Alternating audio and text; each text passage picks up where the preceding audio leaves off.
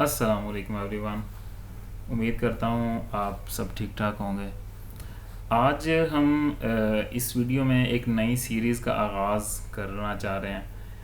इस सीरीज़ के अंदर हम ये सीखेंगे कि एक कस्टम डेवलपमेंट बोर्ड जो है वो हम किस तरीके से बना सकते हैं। नॉर्मली मार्केट के अंदर बहुत सारे बोर्ड्स अवेलेबल होते हैं, जैसा कि आर्डुइनो बेस्ड काफ़ी ज़्यादा बोर्ड्स हैं। आर्डुइनो ऊनो है, आर्डुइनो मेगा है। उसके अलावा भी काफ़ी STM के भी माइक्रो कंट्रोलर्स के भी बोर्ड्स अवेलेबल होते हैं। न्यूक्लियो बोर्ड है, उसके अलावा डिस्कवरी बोर्ड है। तो इन सब बोर्ड्स का हमें बहुत फ़ायदा होता है, डेवलपमेंट में बड़ी आसानी होती है हमें। लेकिन इन बोर्ड्स के ऊपर हमें नॉर्मली सिर्फ पिन आउट्स मिलती हैं कि लेट से अगर हम उसके साथ कोई डेवलपमेंट करना चाह रहे हैं तो हमें ऑन बोर्ड जो है ना कोई मॉड्यूल या कोई इस तरह की चीज़ें जो है ना वो लर्निंग पर्पस के लिए नहीं मिलती। सो हम जो बोर्ड डेवलप करने जा रहे हैं that is based on STM32F411 RET6। ये बेसिकली एक 32 बिट माइक्रो कंट्रोलर है और that is based on Cortex M4 and इसके अंदर 512 KB की फ्लैश है और 128 किलोबाइट का रैम है इसके अंदर। और ये एक 64 पिन का IC है। यहाँ पे आप उसकी पिन आउट्स देख रहे हैं। सो बेसिक मकसद जो है डेवलपमेंट बोर्ड बनाने का, उसका मकसद ये है कि हम जो डिफरेंट चीज़ें होती हैं वो हम सीख सकें कि बटन्स किस तरह से लगाने हैं, LEDs किस तरह से लगानी है। सो अब हम आगे फर्दर ये चीज़ें डिस्कस करेंगे कि इस बोर्ड के ऊपर हम कौन कौन सी चीज़ें लगाएंगे ताकि उन चीज़ों की अवेलेबिलिटी हो ऑलरेडी बोर्ड के ऊपर और हम जो है वो डिफरेंट मॉड्यूल्स को, डिफरेंट चीज़ों को चलाना सीख सकें। सो बेसिक मकसद इसका ये है कि एक ऐसा बोर्ड बनाया जाए जिसके ऊपर ऑलरेडी प्रोवीनिंग हो डिफरेंट मॉड्यूल्स की। सो जो भी बंदा उसको सीखना चाह रहा है वो सिंपली वो मॉड्यूल परचेज़ करे, उस बोर्ड के ऊपर लगाए और उसकी गिवन पिन आउट्स के मुताबिक उसको कॉन्फ़िगर करे और उसको चलाना शुरू कर दे। सो सबसे पहले हमारे पास नॉर्मली एक बटन्स होते हैं जिनसे हम इनपुट वगैरह सीखते हैं।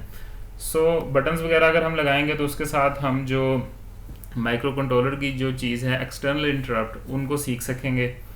उसके अलावा हमारे पास LEDs हैं। नॉर्मली हमें कोई इनपुट आउटपुट वगैरह देखनी हो तो उसके लिए हम LEDs वगैरह का इस्तेमाल करते हैं।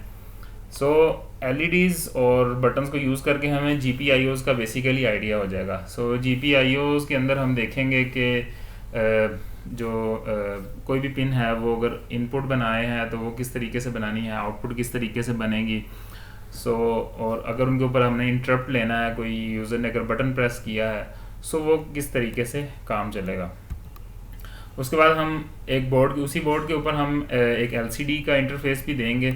16x2 LCD नॉर्मली मार्केट में इजीली अवेलेबल होती है और काफ़ी प्रोजेक्ट्स के अंदर इस्तेमाल भी होती है।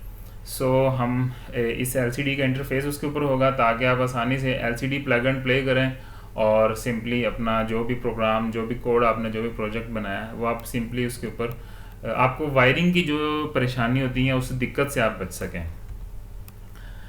LCD के बाद हमारे पास पोटेंशियोमीटर एक या दो हम देखेंगे कि हमारे पास कितनी स्पेस अवेलेबल है, उसके अकॉर्डिंगली हम पोटेंशियोमीटर उसके ऊपर लगाएंगे ताकि कोई एनालॉग इनपुट भी ली जा सके।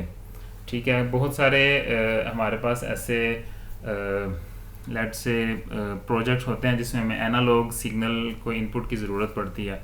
सो हम वो भी यूज़ कर सकते हैं, या एटलीस्ट हम एनालॉग टू डिजिटल कन्वर्जन सीखने के लिए कि सिग्नल जो आ रहा है उसको हमने किस तरीके से रीड करना है वो हम उसके ऊपर सीख सकेंगे। पोटेंशियोमीटर में हमारे पास एनालॉग टू डिजिटल कन्वर्जन आ जाएगी। उसके बाद हमारे पास I2C प्रोटोकॉल है। I2C प्रोटोकॉल बेसिकली कम्युनिकेशन का प्रोटोकॉल है डिफरेंट डिवाइसेस के ऊपर। इसमें मल्टीपल स्लेव्स होते हैं। हमारे पास एक मास्टर होता है और मल्टीपल स्लेव्स होते हैं, यानी कि एक माइक्रो कंट्रोलर के साथ हम काफ़ी ज़्यादा जो है वो मॉड्यूल्स जो कि I2C को सपोर्ट करते हैं वो लगा सकते हैं। सो एग्जांपल के लिए हम इसके ऊपर एक ईपी रोम लगाएंगे। नॉर्मली जो हमारे पास एसटीएम के माइक्रो कंट्रोलर्स हैं इनके ऊपर फ्लैश तो अवेलेबल होती है, लेकिन ईपी रोम जो है वो इंटरनली अवेलेबल नहीं होती। सो आई टू सी को सीखने के लिए हम फिर एक एक्सटर्नल ईपी रोम इसके ऊपर इंटीग्रेट करेंगे, ताकि हम आई टू सी की कम्युनिकेशन को सीख सकें और देख सकें कि किस तरीके से वो वर्किंग करता है। आई टू सी के बाद हमारे पास नेक्स्ट प्रोटोकॉल आ जाता है जो हम सीखेंगे, that is S P I. ठीक है, एस पी आई प्रोटोकॉल है। इसमें नॉर्मली जो हमारे पास एस डी कार्ड अवेलेबल होते हैं मार्केट में, उनका एक मॉड्यूल मिल जाता है हमें, जैसा कि आप पिक्चर में देख रहे हैं। तो उसके साथ कम्युनिकेशन करने के लिए हमें एस पी आई प्रोटोकॉल की ज़रूरत पड़ती है। उसके बाद हमारे पास नॉर्मली यूएसबीज भी अवेलेबल होती हैं। बहुत सारी डिवाइसेस ऐसी होती हैं जिनको हम प्लग एंड प्ले करते हैं, अपने पीसी के साथ लगाते हैं और वो हमारे पीसी के साथ एज ए डिवाइस डिटेक्ट होती हैं या एज ए होस्ट भी डिटेक्ट कर सकते हैं हम उनको। सो यूएसबीज जो होती हैं उसके दो डिफरेंट मोड्स होते हैं, either it can be a host और it can be a device. उसके बाद हमारे पास very well known serial communication आ जाती है। सीरियल कम्युनिकेशन में एक ट्रांसमीटर होता है, एक रिसीवर होता है। इसमें दो डिफरेंट स्टैंडर्ड्स होते हैं नॉर्मली जो हम देखते हैं। RS-232 जो है वो बेसिकली हमारे पास जो शॉर्ट रेंज कम्युनिकेशन होती है या शॉर्ट डिस्टेंस हम वायर्ड कम्युनिकेशन अगर करना चाहें सीरियल वायर्स के ऊपर, जिसमें एक ट्रांसमीटर होता है और एक रिसीवर होता है। सो उसके लिए हम फिर RS-232 का जो स्टैंडर्ड है वो यूज़ करते हैं। उसके अलावा अगर हमें लॉन्ग रेंज बट कम्युनिकेशन हमारी सीरियल ही रहे, लेकिन लॉन्ग रेंज के ऊपर अगर हमने कम्युनिकेशन करनी है तो वो जो स्टैंडर्ड है that is RS-485 for Modbus. ठीक है, सो ये एक सेम सीरियल प्रोटोकॉल है बट ये लॉन्ग रेंज के लिए है। सो इसकी डेवलपमेंट हम करेंगे इसी बोर्ड के ऊपर ही। हमारी कोशिश होगी कि हम इस बोर्ड के ऊपर ही इस चीज़ की प्रोवीनिंग दे दें, ताकि जो सीखने वाला है वो कंज्यूमर इस चीज़ को अब बासानी सीख सके कि मोडबस, क्योंकि नॉर्मली हमारे पास इंडस्ट्री के अंदर जो डिफरेंट मॉड्यूल्स होते हैं या डिफरेंट सेंसर्स वगैरह लगे होते हैं, वो नॉर्मली क्योंकि वायर्ड कम्युनिकेशन होती है और लॉन्ग रेंज कम्युनिकेशन हो रही होती है, मल्टीपल चीज़ें एक ही वायर के ऊपर कनेक्टेड होती हैं और सब एक ही वायर के थ्रू अपना डाटा सेंड कर रही होती हैं। सो इस चीज़ को सीखने के लिए हमारे पास RS-485 जो कि लॉन्ग डिस्टेंस वायर्ड कम्युनिकेशन है उसको भी हम सीख सकेंगे इसी बोर्ड को यूज़ करते हुए। उसके बाद हमारे पास आ जाती हैं रिलेज़। सो हम कोशिश करेंगे अपने बोर्ड के ऊपर इस चीज़ की प्रोवीनिंग दे कि एक या दो रिलेज़ ऑन बोर्ड ही हमारे पास अवेलेबल हों, ताकि कोई ऐसे कंट्रोल के प्रोजेक्ट्स होते हैं जिसमें हमें एक्सटर्नल कोई हाई पावर चीज़, कोई फ़ैन ऑन करना है या कोई और हमने चीज़ ऑन करनी है जो कि नॉर्मल लो पावर इलेक्ट्रॉनिक से हम उसको पावर अप नहीं कर सकते। सो हमारे बोर्ड के ऊपर हम कोशिश करेंगे कि एक या दो रिलेज़ अवेलेबल हों, ताकि हम उनको लगा के अपने डिफरेंट जो भी हमारी रिक्वायर्ड है प्रोजेक्ट के मुताबिक उसको हम ऑन ऑफ कर सकें, कंट्रोल कर सकें। उसके बाद हमारे पास ऑपरेशनल एम्पलीफायर्स आ जाते हैं। इसमें हमारी कोशिश ये होगी कि एटलीस्ट हम दो ऑपरेशनल एम्पलीफायर्स दें जिसमें दो चैनल्स हों, यानी कि एक जैसे LM358 है जैसे आप एग्जांपल इसमें देख रहे हैं। सो इसमें इस सिंगल पैकेज के अंदर हमारे पास दो ऑपरेशनल एम्पलीफायर्स अवेलेबल होते हैं। सो इसमें हमारे पास क्या होगा कि हम जो कॉन्फ़िगरेशन होती है हमारे पास, वो जो यूज़र है वो अपनी मर्ज़ी से रजिस्टर्स लगा के कॉन्फ़िगरेशन सेट कर सकेगा। ठीक है, उसके बाद हमारे पास आ जाते हैं, हम कोशिश करेंगे कि DHT-22 जो कि एक टेम्परेचर और ह्यूमिडिटी सेंसर है उसको भी हम अपने बोर्ड के ऊपर लगा सकें। सो इसमें आप देख रहे हैं कि एक वाइड रेंज ऑफ सेंसर्स हैं जो कि काफ़ी ज़्यादा कम्युनिकेशन प्रोटोकॉल्स और इंटरफेसेस जो कि हम नॉर्मली हम एक्सपेक्ट करते हैं कि हमें एम्बेडेड सिस्टम्स के अंदर जिनका पता होना चाहिए डिफरेंट प्रोजेक्ट्स के ऊपर काम करने के लिए। सो जब ये सारी चीज़ें एक ही बोर्ड के ऊपर अवेलेबल होंगी तो आप आसानी जो है वो इसको लर्न कर सकेंगे और डिफरेंट प्रोजेक्ट्स के ऊपर इम्प्लीमेंट भी कर सकेंगे। एंड उसके बाद हमारे पास टाइमर्स वगैरह हैं, PWM है। PWM की हम कोशिश करेंगे पिन्स वगैरह आउटपुट पे दे दें ताकि उनको यूज़ करके अगर कोई और हमने प्रोजेक्ट की कोई और रिक्वायरमेंट है उसको हमने देखना है। उसके अलावा टाइमर्स तो इंटरनली अवेलेबल होते हैं हमारे पास माइक्रो कंट्रोलर के अंदर, उसके बारे में भी हम सीखेंगे कि टाइमर्स किस तरीके से काम करते हैं और उनकी बेसिस के ऊपर अगर हमने डिफरेंट तरह के काम करने हैं तो वो किस तरीके से जो है वो हम करेंगे।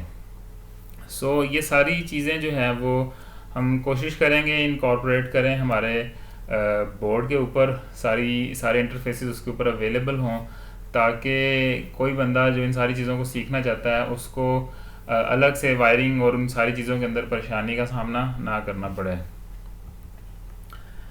सो at the end you can see कि हमारे पास ये सारी चीज़ें जो है वो हम सीखेंगे इंशाल्लाह। एंड आफ्टर दैट हमने क्योंकि अपनी सारी डिज़ाइनिंग जो करनी है वो सारी डिज़ाइनिंग होगी प्रोटियस के ऊपर। प्रोटियस नॉर्मली हमारे पास अवेलेबल होता है, ऑनलाइन मिल जाता है, एक सिमुलेशन सॉफ्टवेयर है जिसके अंदर हम स्कीमेटिक्स वगैरह भी डिज़ाइन कर सकते हैं, और स्कीमेटिक के अलावा हम उसके ऊपर सर्किट बोर्ड जो पीसीबी होती है, प्रिंटेड सर्किट बोर्ड, वो भी डेवलप कर सकते हैं। प्रिंटेड सर्किट बोर्ड का 3D व्यू भी हम देख सकते हैं। सो हमें एक इसमें हम देख रहे हैं कि हम एक स्टेज से दूसरी स्टेज के अंदर कैसे मूव। पहले हमारे पास एक बेसिक आइडिया था कि हमने कौन कौन सी चीज़ों को कौन कौन से मॉड्यूल्स को बोर्ड के ऊपर लेके आना है। उस आइडिया के बाद हम फिर इसको पहले इसकी स्कीमेटिक सारी डेवलप करेंगे। स्कीमेटिक में हम फिर सारी चीज़ें देखेंगे कि कौन सी चीज़ें, यूएसबी है उसका इंटरफेस किस तरीके से लगना है, एसपीआई प्रोटोकॉल है या I2C है, या मोडबस अगर हमने डेवलप करना है RS485 है, वो हमने किस तरीके से जो है ना वो स्कीमेटिक उसकी किस तरीके से बनेगी। ये सारी चीज़ें हम जब स्कीमेटिक डिज़ाइन के अंदर जाएंगे उसमें फिर मैं आपको सारी चीज़ें ये सिखाऊंगा कि हम ये सारी चीज़ें देखेंगे कि schematic, first of all schematic हम प्रोटियस के अंदर डेवलप कैसे करते हैं। उसके अलावा हमने कंपोनेंट्स जो होते हैं वो जो लाइब्रेरीज ऑलरेडी अवेलेबल होती हैं उसके अंदर काफ़ी ज़्यादा कंपोनेंट्स जो है प्रोटियस खुद प्रोवाइड करता है, वो हम देखेंगे कि उनको किस तरीके से सर्च करना है और किस तरीके से उनको यूज़ करना है। उसके बाद आ जाते हैं कुछ ऐसे कंपोनेंट्स जो कि प्रोटियस के अंदर बिल्ट इन अवेलेबल नहीं होते, ठीक है। सो ऐसे कंपोनेंट्स को हम खुद कैसे डिज़ाइन कर सकते हैं, कस्टम डिज़ाइन हमने किस तरीके से करना है। समटाइम्स हमें प्रोटियस के अंदर भी अवेलेबल नहीं होता, लेकिन हमें ऑनलाइन जो है वो काफ़ी ज़्यादा पार्ट्स या जो कंपोनेंट्स हैं वो मिल जाते हैं, ऑलरेडी डिज़ाइंड होते हैं, ठीक है। तो हम ये भी देखेंगे कि वो हम किस तरीके से उनको रीयूज़ कर सकते हैं, या अपनी रिक्वायरमेंट के मुताबिक उनको अगर हमने चेंज करना है तो वो किस तरीके से चेंज होंगे। उसके बाद हमारे पास जो नेक्स्ट पॉइंट आ जाएगा that is PCB, printed circuit board design. उसमें हम सबसे पहले बहुत सारी चीज़ें होती हैं। बोर्ड डिज़ाइन करने से पहले हमें काफ़ी ज़्यादा चीज़ों को नज़र में रखना पड़ता है, जिसमें सबसे पहला काम होता है कि डिज़ाइन रूल चेक क्या है, हमारे पास DRC क्या है। उसमें हम देखते हैं कि जो पैड टू पैड है वो कितना डिस्टेंस होना चाहिए, पैड टू ट्रेस कितना डिस्टेंस होना चाहिए, ट्रेस टू ट्रेस कितना डिस्टेंस होना चाहिए। ये बहुत सारी चीज़ें होती हैं जो कि प्रोजेक्ट की रिक्वायरमेंट होती हैं हमारे पास। प्रिंटेड सर्किट बोर्ड जहाँ से आप डेवलप करवा रहे हैं उनकी कुछ लिमिटेशंस होती हैं, उनके मुताबिक जो है ना हमें इनको डेवलप करना पड़ता है। ये सारी चीज़ें हम देखेंगे कि किस तरीके से बनती हैं और किस तरीके से जो है वो ये सारी चीज़ों को हम सेट करेंगे, और हर चीज़ को मैं डिफ़ाइन करूँगा कि कौन सी चीज़ का क्या मतलब है। उसके बाद हम देखेंगे कि अगर हमने न्यू पैकेज, अगर हमने सर्किट बोर्ड, पहले तो हमने देखा कि स्कीमेटिक के अंदर कोई कंपोनेंट अवेलेबल नहीं है तो उसकी स्कीमेटिक खुद कैसे बनानी है। उसके बाद हम देखेंगे कि पीसीबी जो है, जो सर्किट बोर्ड हम बना रहे हैं उसके अंदर अगर कोई फुटप्रिंट अवेलेबल नहीं है तो नया पैकेज जो है वो हमने किस तरीके से, पीसीबी का एक नया पैकेज वो है वो किस तरीके से डेवलप करना है। And eight the and Proteus के अंदर हमारे पास जो लास्ट पार्ट होगा वो ये होगा कि हमने पहले हमने कंपोनेंट भी बना लिया, फिर उसका सर्किट जो पैकेज है, फुटप्रिंट जो है पीसीबी के लिए वो भी हमने बना लिया। फिर उसको अगर हमने 3D में विजुलाइज करना है, देखना है कि वो एक्चुअली में किस तरह का दिखेगा, एक्चुअली में किस तरह का लगेगा, तो उसके 3D मॉडल जो है वो हमने किस तरीके से ऐड करना है। मोस्ट ऑफ द टाइम हमें तकरीबन हर चीज़ का मॉडल ऑनलाइन हमारे पास काफ़ी ज़्यादा सोर्सेज अवेलेबल होते हैं, वहाँ से हमें कंपोनेंट्स 3D मॉडल्स जो हैं वो मिल जाते हैं इजीली। सो हमने ये देखना है कि वो मॉडल्स को हमने पहले सर्च आउट कैसे करना है, सर्च करने के बाद हमने ये देखना है कि किस तरीके से हमने उसको इंपोर्ट करना है अपने प्रोजेक्ट के अंदर, और फिर उसको समटाइम्स वो ओरिएंटेशन उनकी ठीक नहीं होती। तो ये सारी चीज़ें हम देखेंगे कि किस तरह से हमने ऐड करके 3D व्यू अपने जो बोर्ड्स हम डिज़ाइन कर रहे हैं उसको एक्चुअली में हमने किस तरह विजुलाइज करना है। प्रोटियस के बाद जो नेक्स्ट पार्ट होगा वो बेसिकली प्रोग्रामिंग का होगा, ठीक है। तो इसमें जो लास्ट पार्ट हम बेसिकली हमने बोर्ड, फर्स्ट ऑफ ऑल हमने एक आइडिया ले लिया, आइडिया को हमने डिज़ाइन भी कर लिया। अब डिज़ाइन करने के बाद जो टाइम आता है वो ये है कि अब हमने इसको प्रोग्राम कैसे करना है। सो प्रोग्रामिंग में जो लास्ट पार्ट होगा उसमें काफ़ी ज़्यादा वीडियोस होंगी जिसमें आप हर जो एलिमेंट है, जैसे बटन्स हमने कहा था, GPIOs हैं, हमने ये देखना है कि वो किस तरह से यूटिलाइज होंगी, LCD किस तरह लगानी है, या अगर हमें LCD के जो लाइब्रेरी है वो कहाँ से हमें मिलेगी और किस तरह से हमने उनको यूज़ करना है, ठीक है। इस तरह बहुत सारी चीज़ें अवेलेबल होती हैं, कुछ कोड हमें खुद से डेवलप करना पड़ता है। सो इसमें बेसिक मकसद ये होगा कि STM का जो एनवायरनमेंट है उसको आप सीख सकें, उसके अंदर आप काम करना जान सकें कि किस तरीके से उसके अंदर हमने काम करना है। सो इसमें हम सबसे पहला पार्ट है वो हम ये देखेंगे कि STM32 का प्रोजेक्ट जो है वो हमने किस तरीके से बनाना है। उसके बाद हमारे पास आ जाता है कि जब हम प्रोजेक्ट स्टार्ट करते हैं नया, तो वो सबसे पहले हमें एक टारगेट सिलेक्टर जो है वो शो करता है। टारगेट सिलेक्टर बेसिकली ये होता है कि आपने फाइंड आउट करना होता है कि आप किस कंट्रोलर के ऊपर काम कर रहे हैं। उसके बाद हम देखेंगे कि IOC फाइल क्या होती है। IOC फाइल के अंदर बेसिकली काफ़ी ज़्यादा चीज़ें एक्सप्लेन की होती हैं, जिसके अंदर हम चीज़ें एडिट कर रहे होते हैं। उसमें हमारे पास पिन आउट होती हैं और उसकी कन्फिग्रेशन होती हैं, टाइमर्स हैं, एनालॉग टू डिजिटल कन्वर्जन करनी है, या सीरियल कम्युनिकेशन हम यूज़ कर रहे हैं। तो ये सारी चीज़ों की कन्फिग्रेशन IOC फाइल के अंदर होती है। ये ग्राफिकल यूज़र इंटरफेस की तरह होता है और काफ़ी, क्योंकि हमारे पास जो कंट्रोलर्स हैं ये काफ़ी कॉम्प्लेक्स होते हैं, सो उनके रजिस्टर्स को याद रखना और उनको देखना वो काफ़ी टीडियस काम होता है, काफ़ी मुश्किल काम होता है। सो हमें जो IOC फाइल है वो सारा एक ओवरव्यू दे देती है हमारे पूरे माइक्रो कंट्रोलर का, और वो सारा क्लॉक जो है हमने किस तरह सेट करनी है, और कोड जनरेशन ऑटोमेटिकली हमें खुद से करके प्रोवाइड कर देती है। जब हमें कोड वगैरह डेवलप कर लेते हैं उसके बाद हमने अपना कस्टम कोड लिखना होता है। हम ये देखेंगे कि STM क्यूब IDE के अंदर हमने किस तरीके से और किस जगह पे अपना कोड लिखना है, ठीक है। क्योंकि कुछ कोड ऐसा होता है जो कि STM क्यूब हमें खुद से जनरेट करके देता है, और उसके अलावा हमारे पास उसने स्पेस अलग अलग छोड़ी होती है जिसमें हमने अपना कोड खुद से लिखना होता है। उसके अलावा हमारे पास हम देखेंगे कि सीरियल वायर डीबगिंग हमने किस तरह करनी है। मोस्ट ऑफ द टाइम हम जो नॉर्मल माइक्रो कंट्रोलर्स के ऊपर काम कर रहे हो तो हम सीरियल प्रिंट और इस तरह की जो है ना कमांड्स यूज़ करते हैं, और उनके थ्रू देखते हैं कि हमारे कोड के अंदर क्या इशू आ रहा है, किसी वेरिएबल की वैल्यू शो करा दी या इस तरह की चीज़ें। लेकिन अगर हमने एक्चुअली में रजिस्टर्स के अंदर रियल टाइम के अंदर देखना हो कि कंट्रोलर के अंदर क्या चल रहा है, तो वो हम फिर सीरियल वायर डीबगिंग यूज़ करते हैं, और ये सारी चीज़ें भी हम देखेंगे। एंड एट द एंड हम STM क्यूब प्रोग्रामर है बेसिकली। इसकी फंक्शनैलिटी ये है कि हम इससे अपना जो कोड है वो माइक्रो कंट्रोलर के अंदर बर्न भी कर सकते हैं और रीड भी कर सकते हैं। बट इसका मेन जो यूज़ जो इसमें हम करेंगे वो होगा हमारा पास कि जो हमारा कोड है वो उसकी रीड आउट प्रोटेक्शन, यानी कि अगर आपने कोई कोड डेवलप किया है और आपने ज़ाहिर है उसको लगा के आप मार्केट के अंदर कोई प्रोडक्ट जो है वो फ्लोट करते हैं, तो आपका कोड कोई चोरी ना कर ले। उसके लिए आपके कोड की रीड आउट प्रोटेक्शन होनी चाहिए। ये एक कंप्लीट आइडिया है इस बोर्ड को डेवलपमेंट करने का। इसमें अगर आपके पास मज़ीद कोई राय है, आप चाहते हैं कि इसको हम मज़ीद कोई और चीज़ें भी इसके अंदर ऐड करनी चाहिए, या इसको हम मज़ीद किस तरीके से बेहतर कर सकते हैं, या इसके अलावा आपकी कोई भी सजेशन है या आप कोई चीज़ें इसमें सीखना चाहते हैं, उसको आप मज़ीद ज़रूर आप जो है ना कमेंट सेक्शन में कमेंट आउट करें, अपनी राय दें। और हम अभी क्योंकि इसको अभी स्टार्ट कर रहे हैं, ये जस्ट एक आइडिया है, ठीक है। तो हम कोशिश करेंगे कि इसको जैसे जैसे डेवलपमेंट आगे जाए सारी वीडियोस जो है मैं कंप्लीट आपके साथ शेयर करूं, ताकि आप एक तो सीख सकें कि स्कीमेटिक कैसे डिज़ाइन करनी है, फिर सर्किट बोर्ड PCB कैसे बनानी है, उसके बाद प्रोग्रामिंग वगैरह जो है वो किस तरीके से हमने करनी है। I think that is all from my side for today. इंशाल्लाह नेक्स्ट वीडियो के अंदर हम प्रोटियस के अंदर प्रोजेक्ट वगैरह, सिंपल प्रोजेक्ट किस तरह से बनाना है और कंपोनेंट्स वगैरह कैसे ऐड करने हैं, वो सारी चीज़ें देखेंगे, और इंशाल्लाह फिर हम कंटिन्यू करेंगे। I hope you like this video. अगर आपको वीडियो अच्छी लगी है तो प्लीज़ इसको लाइक करें, सब्सक्राइब करें अगर आप चैनल पे नए हैं, और अपने दोस्तों के साथ शेयर करें ताकि उनके पास भी ये वीडियो पहुंच सके। And that's it from my side today. Take good care of yourself. अल्लाह हाफिज़।